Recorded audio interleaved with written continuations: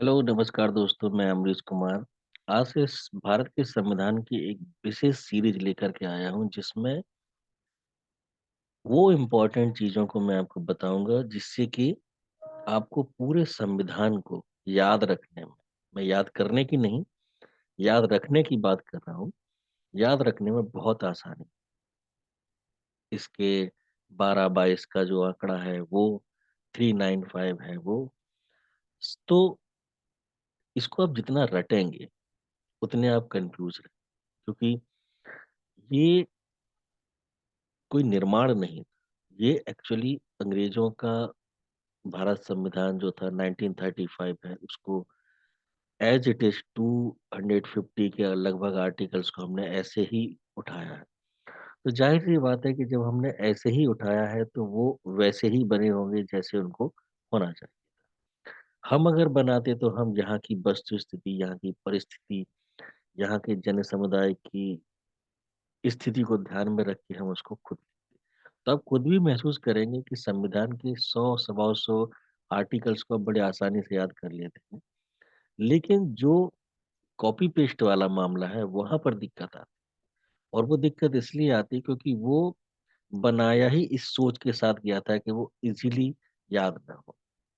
लेकिन वर्तमान में वो हमारा है, हमारी शासन व्यवस्था को चलाने का एक महत्वपूर्ण अंग है, एक ऐसा ग्रंथ हम उसे बोल सकते हैं जिसके लिए सभी के हृदय में सम्मान हो।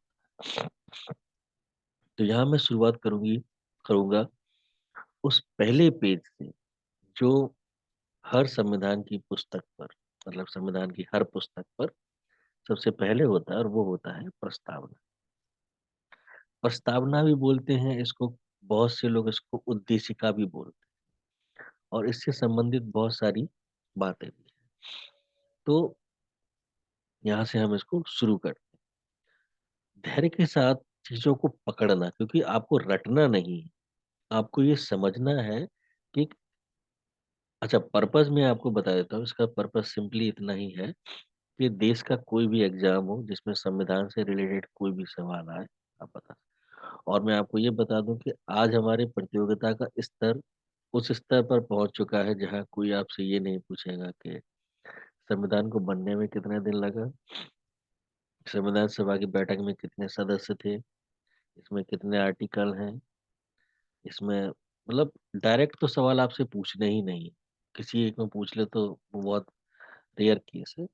आपसे इन डेप्थ पूछेगा। जैसे अभी कुछ दिनों पहले एक एग्ज़ाम हुआ था उसमें पूछा गया था कि भारत के संविधान में कितने तरीके की स्वतंत्रताएँ दी गई। अब जिसने प्रस्तावना को अच्छे से पढ़ा होगा, वो बहुत आसानी से आंसर दे देगा। लेकिन जिसने उसे पढ़ा ही नहीं या समझा नहीं, उसके लिए बहुत कठिन, ठीक है ना? जैसे कई बार लोग पूछते हैं कि अगर कोई भारत में नया राज्य जुड़ा, मतलब किसी राज्य का को 2 हिस्सों में बाँटा गया और किसी 2 राज्यों को मिलाकर एक बनाया गया, तो कौन-सी अनुसूची में परिवर्तन होगा?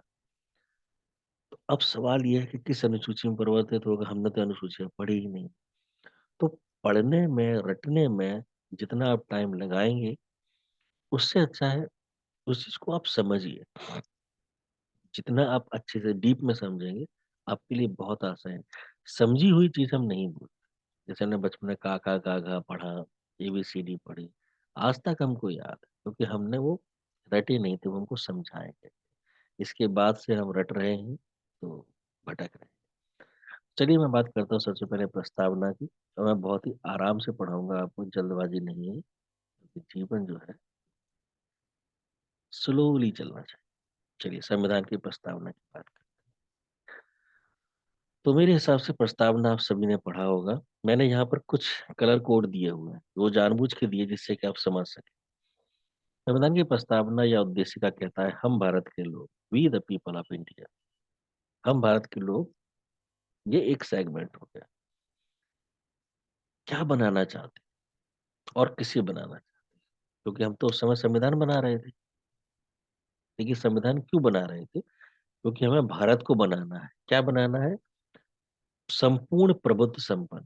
हम भारत को एक संपूर्ण प्रभुत्व संपन्न एक यानी कि होल सोल पावर हमारे पास हो, हमारे ऊपर कोई अम, और विदेशी शक्तियां हमारे ऊपर कंट्रोल ना करें। हालांकि वो बात अलग है, हमारे ऊपर बहुत सारे प्रतिबंध लगते हैं, लेकिन उन प्रतिबंधों के दबाव में आना या ना आना ये हम पर निर्भर करता है।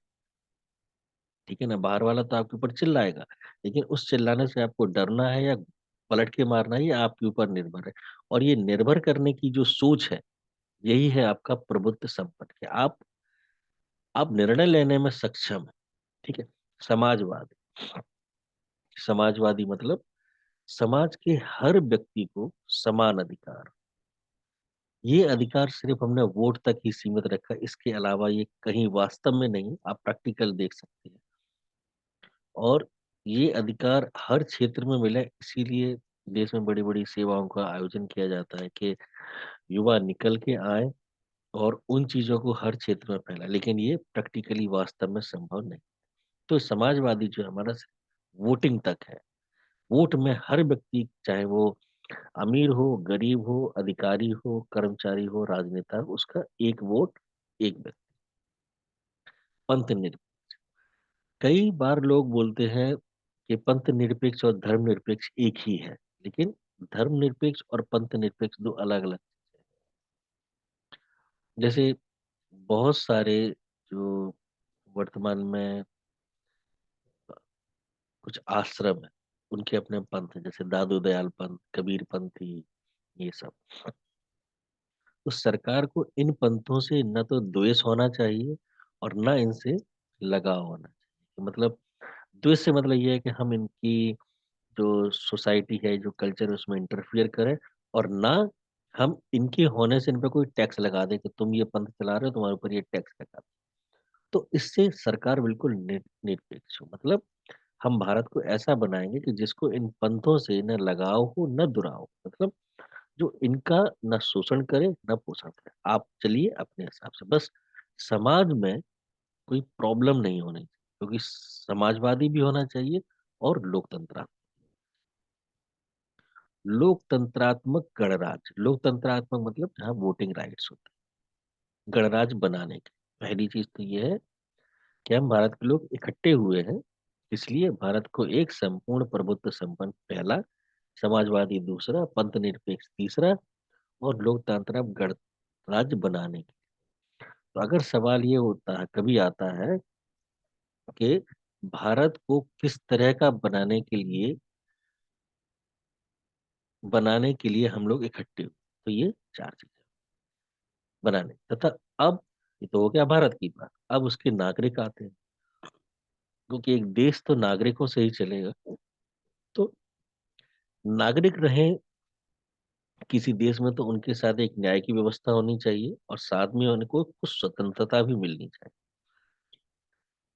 न्याय, स्वतंत्रता, अवसर और आपसी भाईचारा, ये चार चीजें होनी चाहिए। तो नागरिकों को सामाजिक, मतलब समाज में उठ सके, बैठ सके, बात कर सके, मिलजुल सके, आर्थिक, अपना कमाई वगैरह कर सके, पैसे कमाए, घर चलाए, और राजनीतिक न्याय मतलब अगर कभी उसको ये महसूस हो कि मेरे साथ राजनीतिक शोषण हो रहा है, तो वो अपनी आवाज को ऊपर तक पहुंचा सके, सांसद के माध्यम से, विधायक के माध्यम से, या इनको।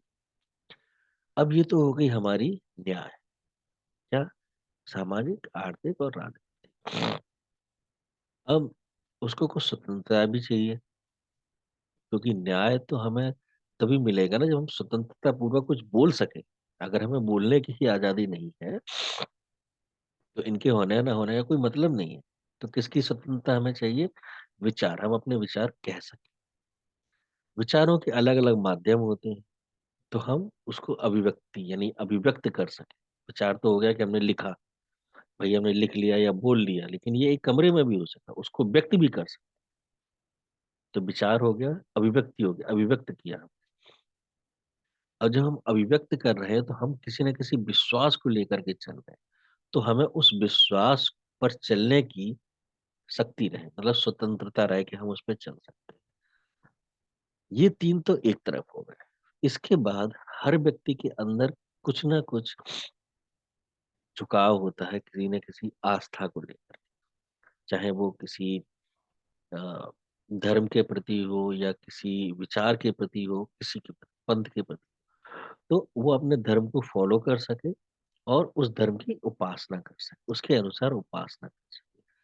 तब तक, जब तक कि उसकी उस पूजा पद्धति से अन्य नागरिकों को कोई नुकसान ना हो। क्योंकि यहाँ पर एक समाजवादी और लोकतंत्र दो चीजें हैं जो कि पहले आया है, यानी कि सामाजिक, आर्थिक और राजनीतिक न्याय हो गया, विचार, अभिव्यक्ति, विश्वास, धर्म और उपासना की स्वतंत्रता हो गई। यहाँ तक तो हो गया। अब पता चला कि इन स्वतंत्रता को व्यक्त करने में उसको डिस्क्वालीफाई कर, कि आप इन सेवाओं में नहीं जा सकते, तो वो गलत है। तो प्रतिष्ठा रहेगी उसकी और अवसर की समता, यानी कि उसके लिए अवसरों के द्वार बंद नहीं।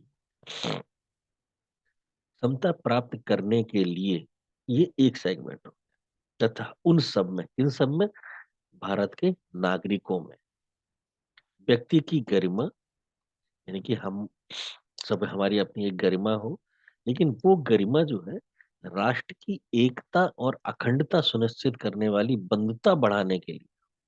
ऐसा ना हो कि हम अपनी, हमारे गरिमा में एक अहंकार हो जिससे कि हम राष्ट्र की एकता, अखंडता को प्रभावित करें, और जब ये प्रभावित होगी तो आपस में बंधुता, जो भाईचारा जिसे हम कहते हैं, वो नहीं हो सकता। इन सबको करने के लिए, यानी कि भारत को एक संपूर्ण प्रबुद्ध संपन्न समाजवादी पंथ निरपेक्ष लोकतंत्रात्मक गणतंत्र बनाने के लिए, एक, नागरिकों को सामाजिक, आर्थिक, राजनीतिक न्याय, विचार, अभिव्यक्ति, विश्वास, धर्म, उपासना की स्वतंत्रता, प्रतिष्ठा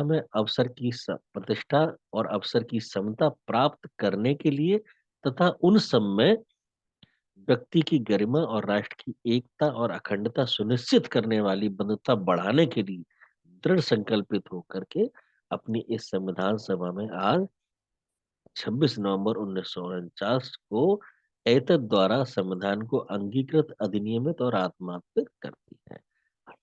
एक क्वेश्चन आया था किसी एग्जाम में कि संविधान सभा, संविधान किस दिन मतलब अ, लागू करने के लिए इकट्ठे हुए। बहुत अच्छा सवाल था, लोगों को बड़ा आसान लगा, तो 26 नवंबर 1949, पर उसमें पूछा गया था संवत, तो 2006 विक्रम संवत।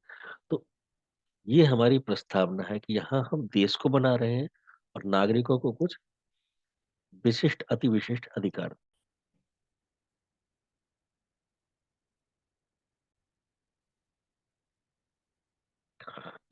अब ये सारे जो सवाल हैं, ये आपको विचार करने हैं प्रैक्टिकली। क्या देश संपूर्ण प्रबुद्ध संपन्न है, समाजवादी, पंथ निरपेक्ष लोकतंत्रात्मक गणराज्य है? क्या देश के समस्त नागरिकों को सामाजिक, आर्थिक और राजनीतिक न्याय मिल रहा है? क्या देश के प्रत्येक व्यक्ति को विचार, अभिव्यक्ति, विश्वास, धर्म और उपासना की स्वतंत्रता है? क्या देश में सभी को प्रतिष्ठा और अवसर की समता है? क्या देश में व्यक्ति की गरिमा और राष्ट्र की एकता और अखंडता सुनिश्चित करने वाली बंधुता बढ़ रही? आप इस वीडियो को देखने के बाद 1 घंटे सोशल मीडिया को देखिएगा, वहां लोगों के विचार को पढ़िए। सोशल मीडिया मेनली मैं फेसबुक और ट्विटर की बात कर रहा हूँ, और इसका एक एनालिसिस कीजिए कि क्या राष्ट्र में ये हो रहा है। ये एक तरह से आपके लिए एक असाइनमेंट है, जिससे कि आप मेरे सेशन के साथ में को रिलेट कर सकें। भारत देश को आजाद हुए 70-72 साल हो चुके हैं, बहुत समय बदल चुका है। तो क्या ये चीजें आज भी उतनी ही प्रासंगिक हैं या नहीं? क्या देश का हर व्यक्ति इसी तरह से सोचता है कि हमारे किसी भी कृत्य से राष्ट्र की एकता और अखंडता प्रभावित ना हो, या वो व्यक्तिगत गरिमा में सामने वाले की गरिमा का हनन तो नहीं कर रहा है? ये सारी अभिव्यक्ति की स्वतंत्रता एक विशेष समुदाय तक ही सीमित तो नहीं रह गई है कि एक व्यक्ति तो कुछ भी बोल रहा है, दूसरा कुछ बोल रहा है तो उसके ऊपर मुकदमे हो रहे हैं, एफआईआर हो रही है। ये सारी चीज़ें आपको एनालाइज़ करनी पड़ेगी। तो ये एक छोटा-सा असाइनमेंट है। संविधान सभा में कौन क्या था? अब थोड़ा-सा डीप में चीज़ें जाने लगी। संविधान सभा के अ, वैसे तो बहुत सारी समितियाँ थी, लेकिन उसमें से 8 प्रमुख थे। 8 प्रमुख थी। इसमें सबसे जो थी इम्पोर्टेंट, उसे हम लोग बोलते हैं, सबसे इम्पोर्टेंट तो वही होगी जो सारे लिखित दस्तावेज़ों को इकट्ठा करेगा, उनको बाइंड करेगा और उनको एक एक पुस्तक का रूप दे करके आपके सामने लेकर के आएगा। इसको हम कहते हैं ड्राफ्टिंग कमेटी। यानी कि जो पूरा जितना भी कुछ हमारे पास मटेरियल है, जैसे अभी मैं जो आपको पढ़ा रहा हूँ, ये एक पीपीटी फाइल है। इसका मैंने मैटर दिया, तो और मैटर देने के बाद बड़ा डिस्क्रीट दिया था मैंने, कोई यहाँ पर था, कोई यहाँ पर था। लेकिन मेरा जो एसोसिएट था, उसने एक सिस्टम, एक सीक्वेंस दिया कि सर पहले हम ये लाते हैं, फिर हम ये लाते हैं, फिर ये लाते हैं।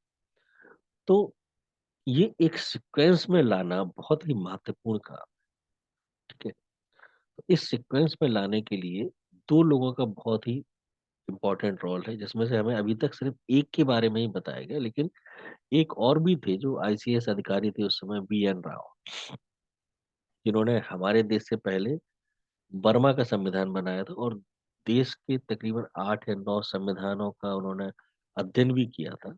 एक्चुअली हम उनके नाम को भूल चुके हैं, बीएन राव, ठीक है? आप बीएन राव को गूगल पर सर्च करेंगे तो बहुत जानकारी आपको मिलेगी।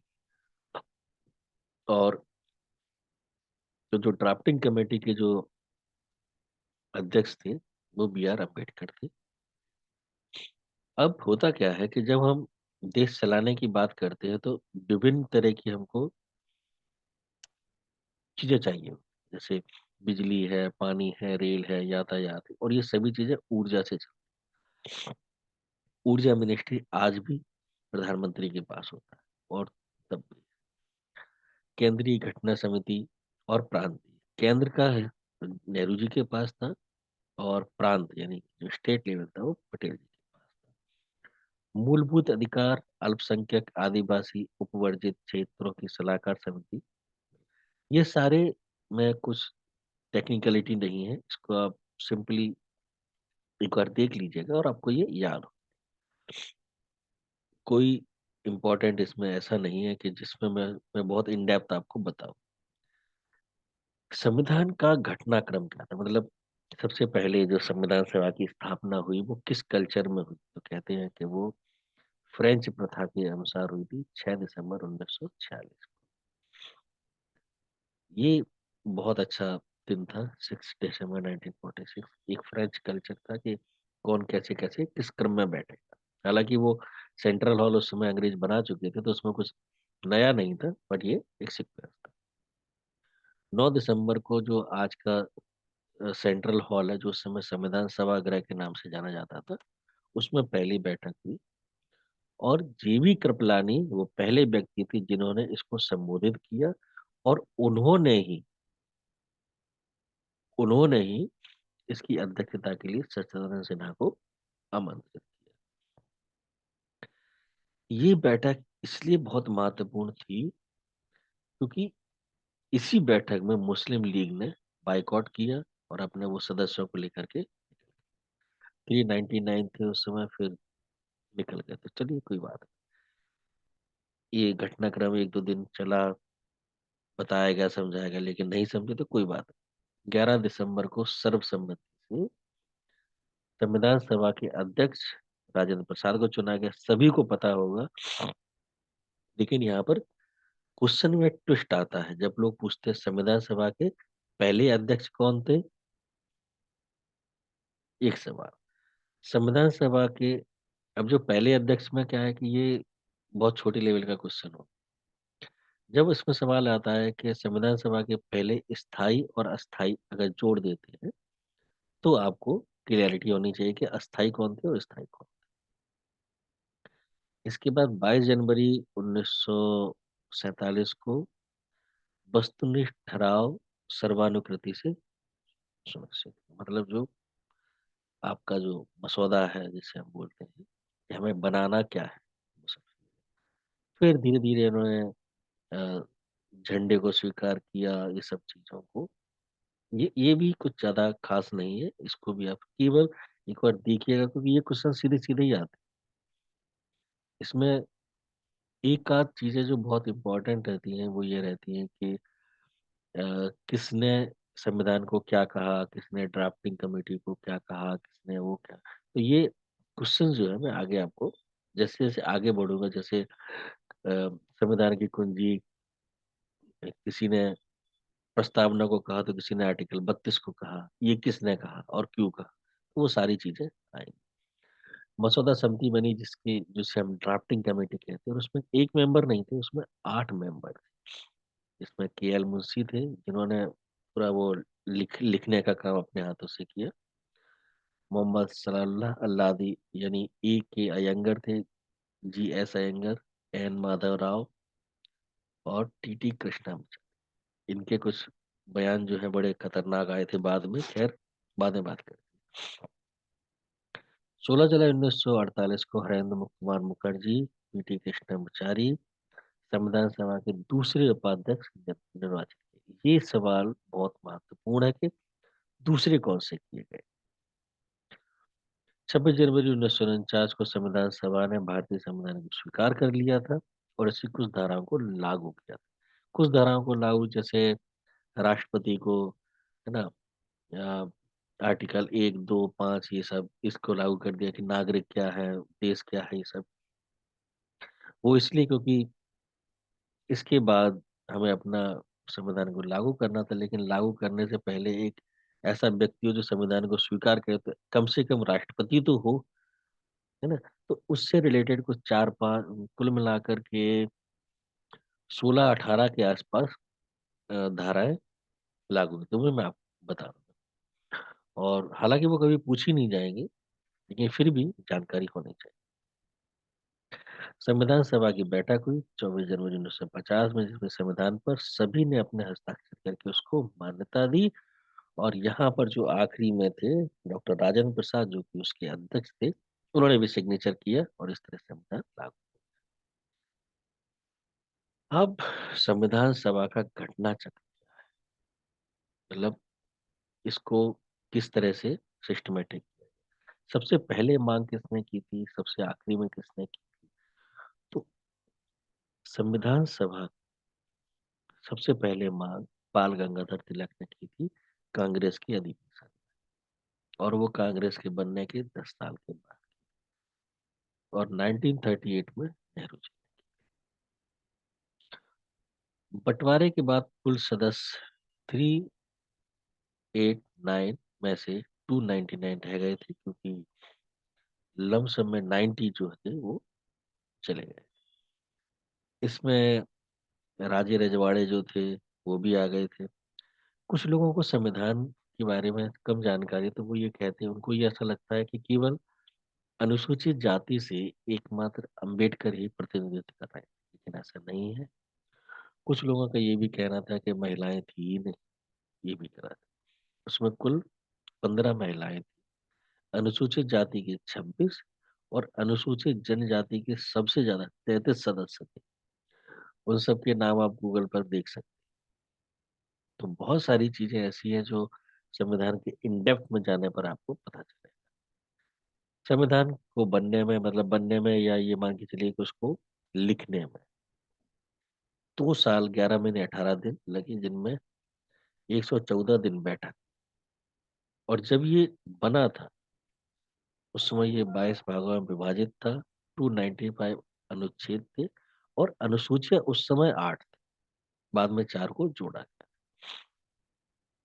संविधान पर सर्वाधिक प्रभाव जो मैंने आपको बताया था कि आर्टिकल पर 250 आर्टिकल्स एज इट इज 1935 से उठा करके ले लिया। अभी वर्तमान में अगर मैं बात करूं तो प्रस्तावना है, और अगर सबकी का खा जैसे मिलाकर दे तो 470 आर्टिकल्स है। 22 के अब भाग जो है वो 25 हो चुके हैं। अनुसूचियां 12 तो पहले 8 थी वो 12 हो चुके हैं, अपेंडिक्स 5 हो चुके हैं, और अभी तक जो संशोधन है वो 105 हो चुके हैं। आखिरी संशोधन 2021 में ही हुआ था। संविधान की प्रस्तावना 13 दिसंबर 1946 को जवाहरलाल नेहरू जी ने दी थी। इसे प्रस्तावना को आमुख भी कहते हैं, और के एम मुंशी ने इसको राजनीतिक कुंडली का नाम दिया, कि यहाँ पर नागरिकों के अधिकारों को स्पष्ट रूप से बताया गया। 42 जो कॉन्स्टिट्यूशनल अमेंडमेंट 1976 में हुआ था, जो शायद स्वर्ण मंदिर पे हमले में जो एक ऑपरेशन हुआ था ब्लू स्टार, उसके बाद इंदिरा जी ने इसको जोड़ा था। समाजवाद, पंथ निरपेक्ष और अखंड, ये 3 शब्द को जोड़ा है। यानी शुरू में पंथ निरपेक्ष, अखंडता और समाजवाद नहीं था, प्रभुत्व संपन्न था और लोकतांत्रिक था। कई बार सवाल ये आता है कि जब संविधान बना था उस समय हम भारत को कैसा गणराज्य बनाना चाहते, तो उस समय था प्रभुत्व संपन्न लोकतांत्रिक। फिर समाजवाद इसलिए जोड़ा गया क्योंकि सभी समाजों का प्रतिनिधित्व करना है, किसी एक को नहीं, किसी पंथ से कोई द्वेष या प्रेम नहीं है, और हम राष्ट्र की अखंडता के लिए कुछ भी बलिदान देने को सहर्ष तैयार। प्रॉब्लम ये थी कि संविधान हमारा बना और बनते ही 1 साल के अंदर हमें उसमें अमेंडमेंट करना। यहीं से कुछ विद्वानों के मत ये आए थे कि अगर हमने संविधान को किसी और संविधान से एज इट इज न लेकर के इस देश की वर्तमान समस्याओं को ध्यान में रखते हुए, यहाँ के नागरिकों की प्रॉब्लम को रखते हुए एनालिसिस करके बनाया होता, तो इतनी जल्दी हमें इतना बड़ा अमेंडमेंट न करना। हमने जहां से इसको उठाया था उनका उद्देश्य था हमारे ऊपर राज्य करना, हमारे ऊपर राज्य करना, कि हमको कंट्रोल में रख करके राज्य करना। उनका उद्देश्य ये नहीं था कि हमारी उन्नति करना, हमारे सभी नागरिकों को आगे बढ़ाना। तो जब उद्देश्य अलग होते हैं तो भावनाएं और भाषाएं भी अलग। जब संविधान लागू हुआ तो उद्देश्यों के अनुसार फिर हमें संविधान में परिवर्तन करने, और यही कारण है कि उस समय 8 अनुसूचियों का हमें 12 करना पड़ा। 295 अनुच्छेद, अगर मैं बात करूं तो उस समय 250 अनुच्छेद जो एज इट इज लिए थे, हमको लगभग उतने ही वर्तमान वस्तु स्थिति के हिसाब से बनाने, क्योंकि अब 470 है, तो आप 220 तो मान ही लीजिए कि हमने नए बनाए होंगे। किस हिसाब से? इस देश की जनता के हिसाब से। संपत्ति का अधिकार पहले मौलिक अधिकार था, उसको हटाया गया और 300 ए में रखा गया। जिन सर बेनेगल की मैंने बात की थी, वी एन राव की, उन्होंने 1947 में बर्मा का संविधान ही बनवाया था, और वो एक्चुअली आर्किटेक्ट रहे संविधान के। आर्किटेक्ट का मतलब आप समझ सकते हैं कि पूरा एक स्केलेटन बनाना कि ये ऐसा होगा, ठीक है ना।